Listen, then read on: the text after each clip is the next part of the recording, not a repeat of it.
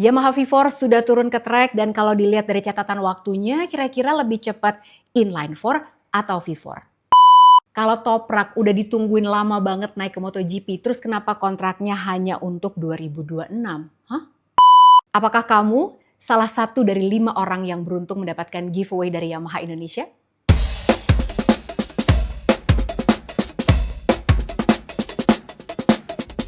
Hai, selamat datang di Pedok Talk. Aku Lucy Wiryono. Seneng banget kalian bisa nonton episode yang ini karena ada banyak sekali informasi yang bisa aku bagikan buat kalian. Karena Pedok Talk hadir setiap hari Senin jam 7 malam. Tapi kalau lagi race weekend, seperti weekend ini kita punya race di Mugello, double header sama Assen juga. Jadi kalau lagi race weekend, konten aku datangnya lebih cepat guys. Jadi dari hari Minggu aku udah naikin konten untuk ngebahas sprintnya. Kalau yang lebih banyak lagi tentunya buat members karena dari hari Sabtu aku udah naikin konten. Kalau pengen gabung jadi membersnya Pedok Talk silahkan dengan klik aja link yang ada di deskripsi video ini. Nah sekarang aku juga akan mengajak kalian hari ini nih menunya adalah ngelihat apa aja yang dites di Aragon kemarin termasuk juga update Yamaha V4 nih gimana performanya. Itu yang kalian penasaran kan? Sekarang kita mulai dulu dengan News Flash. Di News Flash kali ini kita akan fokus ngomongin tentang Toprak yang sudah dikonfirmasi bergabung dengan Pramac Yamaha sampai tahun 2026. Emang cuma 2026 aja karena setelah 2026 baru akan dilakukan evaluasi apakah akan terus untuk 2027 atau sampai di situ aja. Meskipun menurut aku kayaknya nggak mungkin deh kalau sampai situ aja. Karena Toprak ini katanya memang diambil untuk bisa mendapatkan feedback tentang penggunaan ban Pirelli karena di WSBK emang udah pakai Pirelli. Nah, MotoGP akan pakai ban Pirelli mulai tahun 2027. Kapasitas mesinnya pun juga akan berkurang dari 1000 cc ke 850 cc. Nah, tentunya Toprak ini memang lagi diomongin banyak orang banget. Karena apa? Rider-rider WSBK yang pindah ke MotoGP itu juga bukan pertama kalinya, bukan Toprak kan. Udah ada beberapa nama tapi prestasinya belum bisa dibilang fenomenal.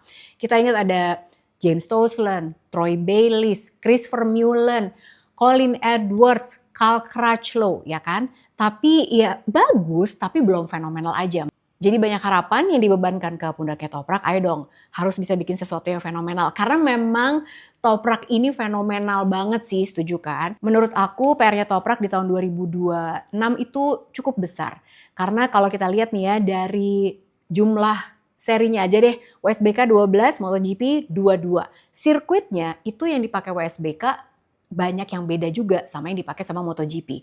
Dan kalau kalian lihat sebetulnya dari sirkuit-sirkuit yang dipakai di MotoGP, Toprak yang belum pernah race di sirkuitnya MotoGP itu ada kali 15 atau 16 sirkuit. Jadi penyesuaiannya kebayangkan. Dan di tahun 2026 pun Toprak masih harus pakai ban Michelin, di mana ini pasti juga akan beda. Dan dari sisi motornya juga, WSBK sama MotoGP udah pasti beda lah. WSBK adalah produksi massal, sementara kalau MotoGP prototype. Sasisnya motor MotoGP itu sangat rigid, jadi kaku. Terus udah gitu juga elektroniknya banyak banget kan. Tapi kalau menurut aku, salah satu kelebihannya Toprak adalah Toprak ini bergabung dengan Pramac Yamaha, di mana sebuah tim independen yang cukup solid menurut aku dan juga mereka itu punya punya vibe yang sangat menyenangkan dan kekeluargaan banget. Kalau udah klik, kayaknya aku yakin Toprak ini bisa mengeluarkan semua potensinya. Menurut aku dengan bergabungnya Toprak ke Pramac Yamaha ini adalah keputusan yang tepat. Karena Pramac seperti yang aku bilang tadi, ini adalah sebuah tim yang solid. Jadi pastinya akan bisa membantu transisi Toprak dari WSBK ke MotoGP dengan lebih smooth, dengan lebih mulus sebetulnya. Jadi Toprak tuh jadi gak kebingungan gitu loh. Termasuk juga seperti kalian yang kalau lagi di jalan janjian sama orang, apalagi janjian sama pacar, terus ngecek HP ternyata lowbat, waduh ini kalau gak bisa dihubungin sih bisa geger dunia persilatan ya kan. Tapi kalau kalian naiknya Yamaha Aerox Alpha Cyber City tidak perlu bingung karena sudah ada electric power socketnya. Jadi bisa langsung ngecharge, cakep kan? Terus kalian gak usah bingung juga nyimpen helmnya di mana, barang bawaan juga banyak, kapasitas bagasinya juga besar guys. Nah kemarin pas aku ngecek fiturnya Yamaha Aerox Alpha Cyber City, aku kan buka websitenya Yamaha Indonesia tuh. Ternyata desain lampu depan dan belakangnya tuh baru. Jadi lampu depannya pakai LED dan double projector juga. Tapi kalau feature yang aku suka banget dan menurut aku penting buat kita nih adalah sistem pengeremannya. Karena ini ganda depan dan belakang dan sudah pakai rem cakram juga. Jadi untuk aspek keselamatannya ini penting banget dan ini sudah ada di Yamaha Aerox Alpha Cyber City.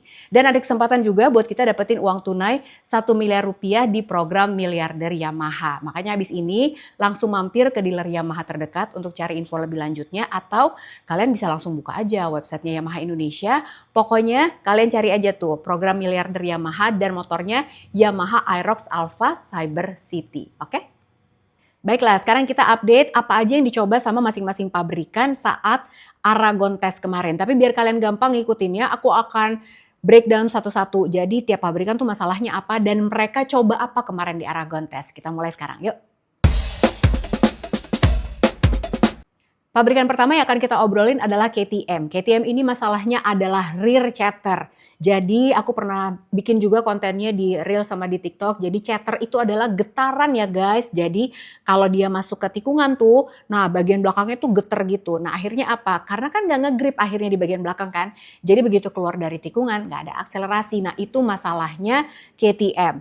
Terus grip tuh juga, rear grip mereka juga kurang. Nah akhirnya kemarin yang dicoba adalah baik Brad Binder dan juga Acosta mencoba rear aero yang bentuknya kayak Stegosaurus itu loh. Tapi desainnya agak beda.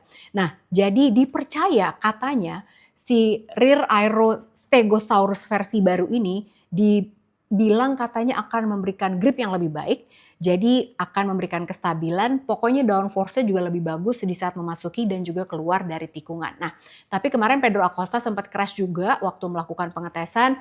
Terus yang aku lihat dia itu kadang pakai aeronya, kadang dilepas juga. Jadi emang buat perbandingan aja. Nah, sementara untuk di tim satelitnya di Tech 3, Maverick Viñales dan juga Bastianini mencoba hal yang kurang lebih sama tapi ada yang beda juga. Nah, jadi kalau mereka berdua itu mencoba front fairing yang kalau kalian lihat ini mirip banget sama punyanya Ducati. Terus yang terlihat juga di kubu KTM adalah mereka itu menggunakan salad box. Jadi mass damper untuk mengurangi chatter. Nah, di sini menariknya guys. Jadi ini adalah tune mass damper, jadi menggunakan frekuensi. Dan ini dibutuhkan data sebanyak-banyaknya. Jadi sebetulnya KTM ini masih lumayan jauh kalau dibandingkan sama Ducati yang sudah menggunakan ini sejak tahun 2017. Jadi datanya udah banyak. Nah kalau KTM ini memang masih dalam proses pengumpulan data. Makanya yang namanya si mass damper ini bukan merupakan solusi yang akan menghilangkan chatter selamanya. Karena balik lagi masalah chatter ini adalah masalah yang kalau aku bilang ajaib. Kadang ada, kadang enggak. Terus malah yang kemarin di Aragon harusnya chatter itu terjadi kalau gripnya banyak banget. Nah tapi justru kayak kemarin tuh Yamaha aja mengalami chatter padahal mereka nggak ada gripnya. Nah KTM di Aragon kemarin sembuh karena low grip.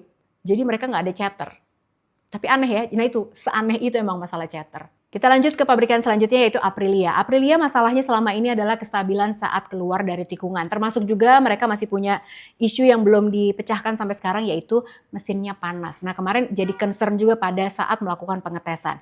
Dan Aprilia RSGP ini juga masih kesulitan, memang kurang cocok sama sirkuit yang punya karakter stop and go. Mereka tuh cocok di sirkuit yang flowing punya banyak long corners. Nah kemarin yang dicoba sama Aprilia adalah ada aero fairing di bagian depan dengan desain yang baru. Kemudian mereka fokus juga di manajemen mesin, sasis juga. Dan ini semua kemarin fokusnya adalah dikerjakan sama Marco Bezzecchi. Sementara Savadori dia itu fokus benar-benar menyempurnakan elektronik. Karena masih seperti sebelumnya Savadori ini fokus untuk bikin Aprilia RSGP ini siap untuk dibawa race sama Jorge Martin. Jadi pokoknya Jorge Martin tinggal pakai gitu katanya ya. Dan ini aku share dulu hasil dari Aragon Test. Jadi yang tercepat adalah Maverick Viñales 145 sekian-sekian. Kemudian posisi kedua ada Marco Bezzecchi 145 sekian-sekian. Posisi ketiga ada Marc Marquez dengan 145 sekian-sekian. Pecco Bagnaia itu ada di P9. Meskipun begitu dia tetap happy. Kenapa? Nanti akan aku share ya. Ini adalah hasilnya keseluruhan untuk Aragon Test. Dan sekarang kita lanjut ke pabrikan selanjutnya yaitu Honda. Masalahnya Honda adalah di kurang power. Jadi dari sejak di Sepang, waktu itu Joan Mir bilang pokoknya powernya Honda tuh harusnya nambah 4-5 km per jam lagi deh. Itu aja udah cukup. Nah jadi selain kurang power, mereka itu juga masih mencari corner speed juga. Jadi katanya kurang rear grip itu juga masih menjadi isu buat Honda. Nah, yang kemarin yang dicoba adalah John Mir dan juga Johan Zarco mencoba carbon fiber swing arm. Dan mereka berdua suka banget sama hasilnya. Efeknya apa dari carbon fiber swing arm ini? Katanya memang punya edge grip yang lebih baik. Jadi kalau edge gripnya lebih baik, artinya begitu masuk ke tikungan dan juga keluar dari tikungan itu lebih stabil, lebih punya grip, dan akhirnya akselerasinya pun juga jadi lebih baik. Dan ini sebetulnya udah pernah dipakai sama Alexis Spargaro waktu race di Jerez kemarin. Jadi akan dipakai terus atau enggak, kita lihat aja di Mugello nanti ya. Jadi dipakai apa enggak nih carbon fiber swing armnya. Kemudian kita masuk ke Ducati. Nah, Ducati ini seperti yang kita tahu GP25 masalahnya adalah di front end feel-nya karena memang pendekatannya beda sama GP24. Kalau GP24 emang front end-nya tuh strong banget, tapi kalau GP25 memang rear drive-nya yang lebih kuat. Nah, ini menariknya nih guys. Jadi, kalau kalian lihat motornya Marc Marquez, jadi dia itu kalau dilihat di bagian depannya aerofairing-nya memang lebih lebar. Kemudian yang paling kelihatan adalah bagian downwash duct-nya yang lebih besar dan juga lebih berlayer. Nah, sebenarnya fungsinya downwash duct itu apa sih, Kak? Jadi fungsi downwash duct itu adalah untuk mengurangi drag. Terus udah gitu dia berfungsi juga untuk menambah downforce juga. Jadi ya kalau front end feel-nya GP25 emang nggak sekuat GP24, ya mungkin ini caranya. Jadi pakai downwash duct yang lebih besar, jadi ketika berada di tikungan akhirnya jadi lebih stabil motornya dan juga memberikan grip juga. Gripnya jadi lebih baik. Dan sebetulnya ini efeknya adalah bisa memberikan efek pendinginan juga untuk mesinnya. Nah, itu yang kelihatan banget dari motornya Marc Marquez dan juga Pecco Bagnaia. Meskipun akhirnya Marc Marquez bilang nggak tahu deh ini akan dipakai di Mugello atau enggak. Tapi kalau Pecco suka dan dia pun juga yang tadi aku bilang dia meskipun finish di P9 tapi dia tuh happy banget karena dia kembali lagi mencoba brake disc yang 355 yang sebelumnya dia pakai 340 dan dia bilang kayaknya emang ini sih solusinya gue pakai yang 355 cocok banget. Dia lebih siap lah, ngerasa lebih siap dan lebih percaya diri menghadapi Mugello akhir pekan ini. Nah, tapi berbeda halnya dengan Fabio Di Giannantonio yang sebetulnya masalahnya sama kayak Pecco, tapi dia bilang bahwa aku kok kurang cocok pakai 355 ya. Jadi aku tidak mengalami sensasi yang sama seperti yang dialami sama Pecco juga. Jadi akhirnya Fabio Di Gia nggak jadi pakai yang brake disc 355. Dia bilang aku fokus ke electronics aja deh. Nah, itu tadi untuk Pertamina Enduro VR46. Kalau Franco Morbidelli masih fokus cari setup juga aja. Nah, kemudian kita lihat untuk Gresini Racing. Jadi kan mereka tuh karena pakai motor setahun yang lalu gitu ya GP24. Untuk Fermin Aldeguer dia benar-benar mencari setup dan yang paling cocok buat dia tuh apa. Kalau Alex Marquez kemarin dia mencoba suspensi sama electronic settings. Jadi lebih disempurnakan lagi. Kita lanjut ngomongin Yamaha. Untuk Yamaha menurut aku permasalahannya adalah kalau mesin ya inline 4 ini kan juga udah di-upgrade terus ya. Dan kemarin di Aragon Test juga mereka di-update lagi tuh mesinnya. Kalau soal power itu apa ya, ya antara kurang-kurang enggak sih. Karena udah terbukti juga Fabio Quartararo udah berhasil pole position 3 kali berturut-turut. Jadi sebetulnya untuk masalah time attack udah lumayan bisa teratasi. Ya ada efeknya Fabio Quartararo juga, tapi sebetulnya udah lumayan lah. Nah kemudian sebetulnya yang paling harusnya menjadi perhatian adalah electronics. Karena baik Quartararo dan juga Rins bolak-balik bilang electronics. Jadi itu kayaknya mesti jadi fokus. Nah kemarin waktu di Aragon, yang dicoba sama Yamaha adalah swing arm baru. Jadi Fabio Quartararo sebetulnya udah coba swing arm ini sepanjang race weekend kemarin di Aragon. Tapi Alex Rins juga mencoba yang dipakai sama Fabio Quartararo, tapi Rins ini nyobain swing arm yang lebih baru lagi versinya. Nah, Rins ini coba ganti-gantian, jadi yang udah dipakai sama Quartararo sama yang versi yang lebih barunya lagi untuk mengumpulkan datanya lebih enak yang mana sebetulnya.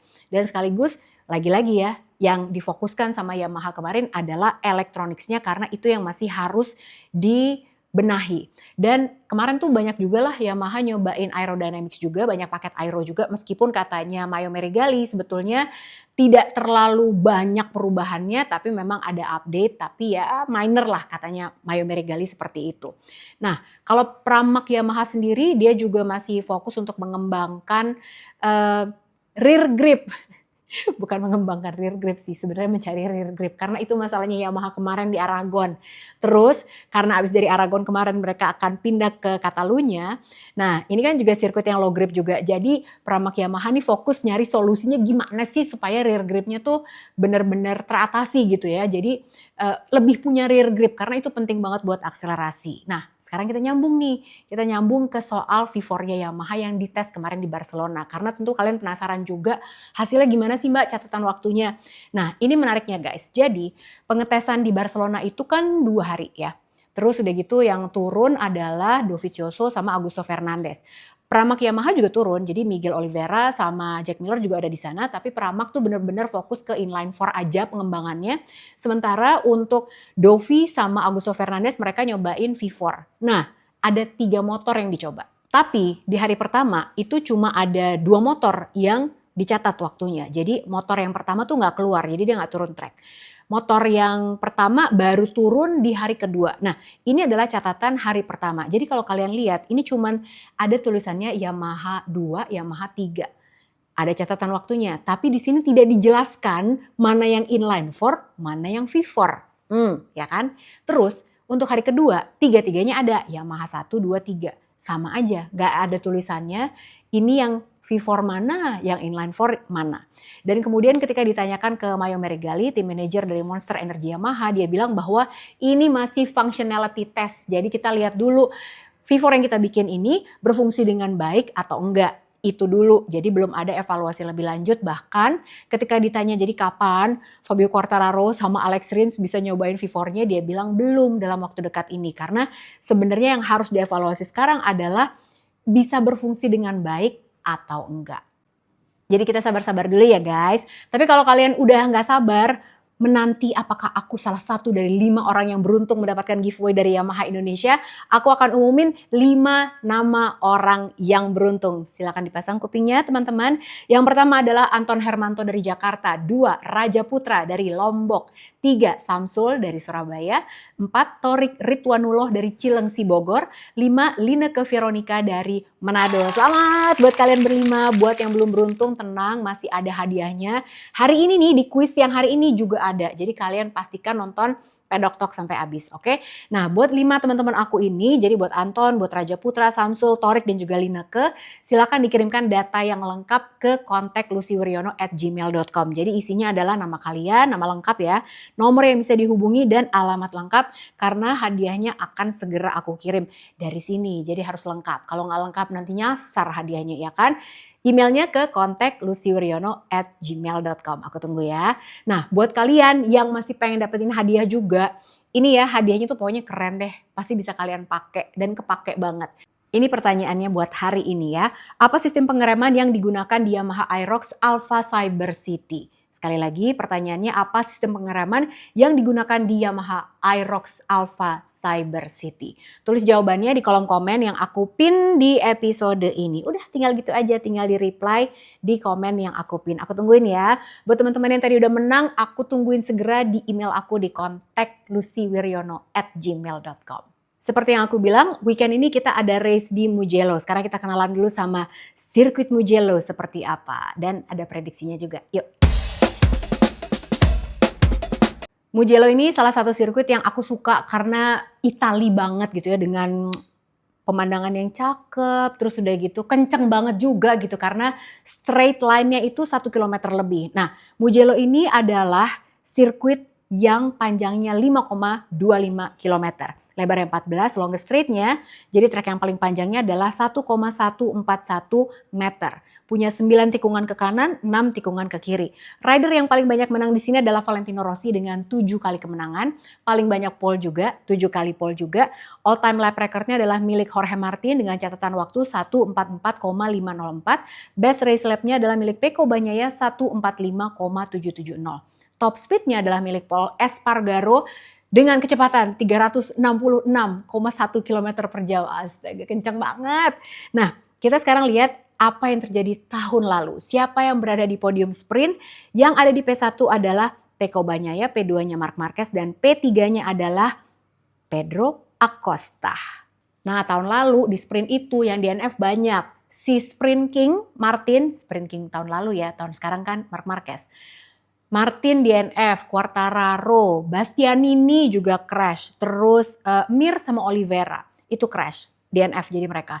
Terus udah gitu kalau buat yang podium saat race-nya, Pecco Bagnaia yang menang lagi, jadi double podium buat Pecco Bagnaia, double win. Di P2-nya Bastianini dan di P3-nya ada Jorge Martin.